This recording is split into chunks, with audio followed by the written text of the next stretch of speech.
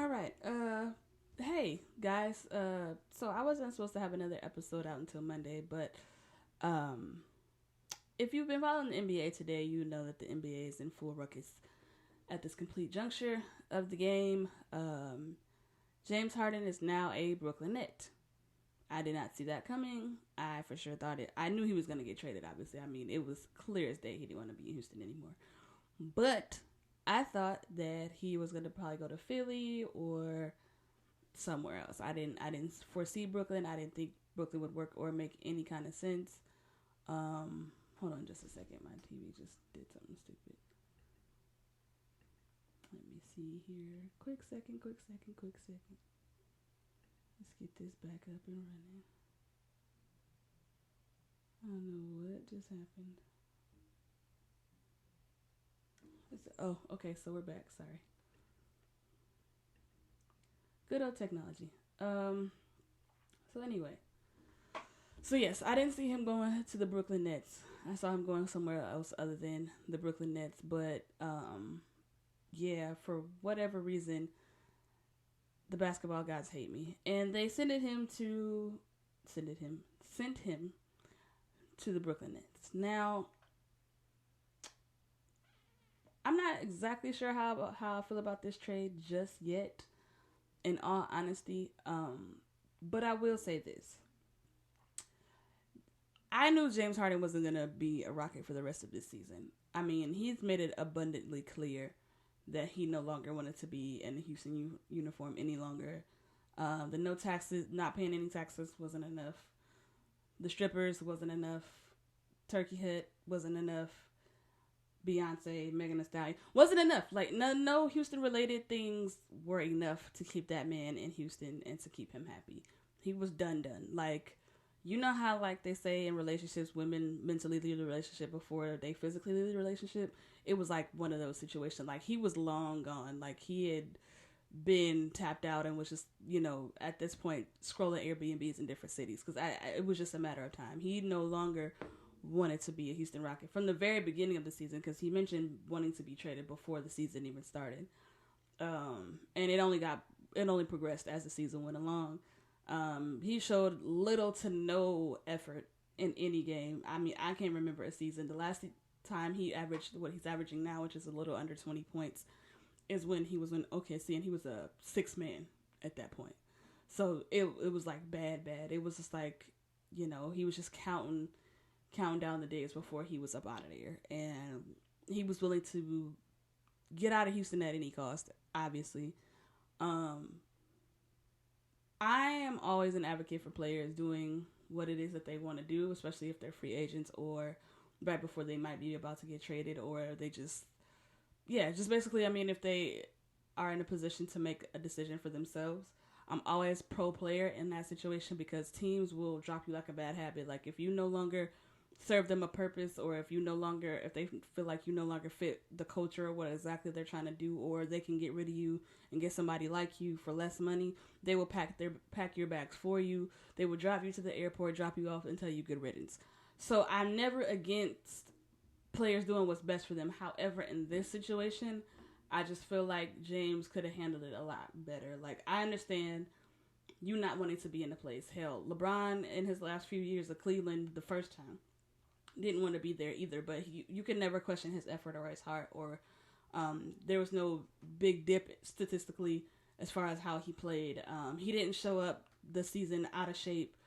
I mean, James showed up like he was fresh out of the kitchen. Like, he just had like a good Thanksgiving meal and was like, oh snap, I gotta go play basketball. Like, that's not okay. And I mean, even for another case, Kevin Durant, like, he didn't want to play with Russ anymore. He didn't want to be in OKC anymore, but he still had an incredible season. They still could have beat the Golden State Warriors had they not choked away a 3-1 lead. So I just really don't respect how James went about him wanting to leave Houston. Like I said, I was all for him leaving Houston. Like, get your money or get your ring, whatever it is you're trying to do that. I'm cool with that. But there's a way to handle things, and I think that wasn't the way to do it. And him going to Brooklyn, like, okay, obviously KD, Kyrie, James Harden, like, we three of the best scorers in the league. Got it. But he's still going to have to work himself back into game shape. James Harden's not in shape right now at all. Like, I could probably beat James Harden in a race with my eyes closed running backwards. Like, it's that bad. I mean, so there's that. Then you also have Kyrie, which, I mean, we don't know if he's still on his period or not. So, I mean, I'm not sure exactly when he plans on coming back, or if he plans on coming back, or I don't know what. We got to put Kyrie on the sick and shut in list at this point, because Kyrie, I respect Kyrie. Like, he's a champion, he's a proven, clutch player, all of those things. However, Kyrie is a very deep and spiritual guy, very like a deep philosopher, whatever, however you want to slice it. He's one of those, and I get it. Makes total sense, and I'm all for him fighting for the cause. But you can't take PTO and then be like at a party in the middle of a pandemic, in the middle of a pandemic with no mask on around a bunch of people who also don't have on masks. But you said you were dealing with personal issues. Like, it doesn't quite add up. Like, I'm sure we've all called out of jobs for bullshit reasons and, been somewhere we wasn't supposed to be, but we were also smart enough and condescending enough to not post it, or have it where it would be posted on social media so someone from our job could see it. Worse in Kyrie's case is, like, you play in the NBA, sir. Like, millions of people know who you are. So if you go to a public place with a bunch of other people, chances are somebody's going to recognize who you are, probably record you and say, I don't think you're supposed to be here. I do think that there's an NBA season going on, and you're supposed to be at your job. That's just me. But, I mean, that it just doesn't make a whole lot of sense to me. So, I mean, Brooklyn is a scary team. I'm not going to sit here and lie and say that hair didn't stand up on the back of my neck when I got that alert that says James Harden is going to be a Brooklyn Net. But at the same time, there's a couple factors that people are not paying attention to, and I think one of them is there is one basketball that has to be shared amongst three of the top scorers in the league. How is that going to work? And I know people are like, oh, well, it worked with the Warriors. The difference with the Warriors is Steph was selfless enough to say, I know I'm not the best player on this team. Kevin Durant is. So we can run the offense through him. I'm going to get mine, irregardless. Like, I'm Steph Curry. I'm going to get mine. But we can run the offense through the one of the greatest offensive players the league has ever seen. We can do that with him. I'm okay with that. Because I'm going to be able to coast to another at least 2 championships riding the coattails of this guy. Good with that. Same with Klay. Klay knew his role. Locked out defender, catch and shoot. Draymond, same thing. Role player. I can pass, I can shoot, I can bring the ball up the floor, I can set up the plays, I can do exactly what needs to be done as far as my role in this team. And then they filled in the gaps with role players for the veteran minimum. Worked out perfect. Everybody knew their role. Everybody was okay with their role.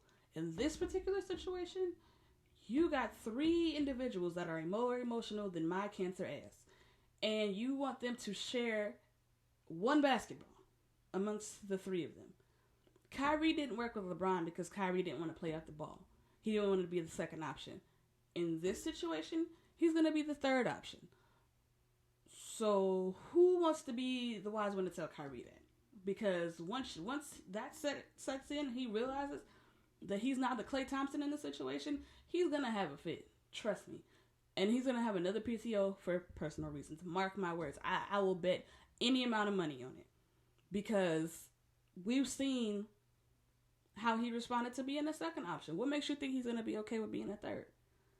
And then James Harden couldn't make it work with Russell Westbrook, which, I mean, I don't think anybody could make it work with Russell Westbrook, so that's probably not the greatest example. But either way, he couldn't make it work with CP3, who is a point guard. Like, he's a traditional point guard. Like, he can score when he needs to score, but the focus is being a point guard, facilitating the offense, being a leader, making the right assists, making the right decisions on defense, being a captain. He couldn't make it work with him. And Kevin Durant, you can't even sneeze in his direction wrong without him getting offended. So what's gonna happen when it's not going the way that they want it to go? That's what I'm waiting to see. That drama's gonna be better than Love and Hip Hop. I'm ready for that. That's what I'm most looking forward to with this whole situation, because it's gonna happen. It's inevitable. Like, Brooklyn is already a mess as it is with just Kyrie being Kyrie. So imagine you add in James Harden and KD all at the same time. I'm just saying. Are they going to be a great team? Absolutely. Are they going to be fun to watch? Of course. Is it going to work? Yet to be determined. They already had bad interior defense. This doesn't make them better. They already had a questionable bench. They got rid of their best bench player. That's not going to make them better. So,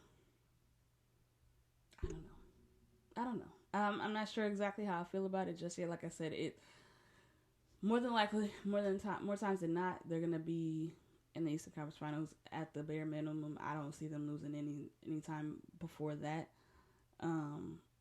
But if they happen to meet us in the finals, I'm talking about the Lakers, of course. What are they gonna do about DeAndre Jordan? Because if we put him in a pick and roll with AD, that's automatic. And LeBron's gonna do that. Like, he's gonna exploit that matchup. Please believe. So, I don't know. But they definitely had to get James Harden out of Houston, because Boogie Cousins was gonna put hands on bruh, and it was gonna get ugly. Because Boogie crazy. Like, Boogie the one cousin that at the cookout there, everybody's like, you can't play with him like that, because he gonna take it too serious, and then we gonna all get in trouble, and everybody go home, and we can't spend the night at our favorite cousin house. So we gotta leave him alone, because he gonna ruin it for all of us. Like, he one of them. Like, not one to be played with. And the way James was acting, they had to security escort that man probably up out of the locker room, because it was about to go there. So, I mean, they had no choice but to trade him. But that was just such a fast move to Brooklyn, how they made that work. And I mean, hell, Brooklyn traded damn near half their team. So I hope it was worth it. But, be excited, New York and NBA fans. It's going to be, this is definitely the best group of talent that the Nets have ever had. So there's that. Once they're able to get fans back in the stadium, that's going to be even crazier with those three guys playing together. But I mean, we'll see, man. We'll see. And the Rockets, they got, let's see, who did they end up getting? They got Oladipo, and they got, I don't know how to pronounce this guy's name. I'm so sorry. So I'm not even going to do that to myself. But they got like two more people other than Oladipo, which both of those guys, I don't know how to pronounce their names. They're probably like Greek or something. I don't know. And that's no offense. I don't want to mess that up. So I'm not going to try to pronounce that. But yeah, I still think Houston's going to be fun to watch, especially now that they got James Harden out of there. They can actually focus on their team and build chemistry, because I mean, they all knew he was leaving, so it was hard to kind of fake that funk. Like, the elephant was always in the room, as long as he was going to be there. And but yeah, so I'm interested to see what's going to happen with that. But yeah, James, you got what you wanted, man. You got what you wanted. So let that be a lesson to everybody. If you don't get what you want, just get fat.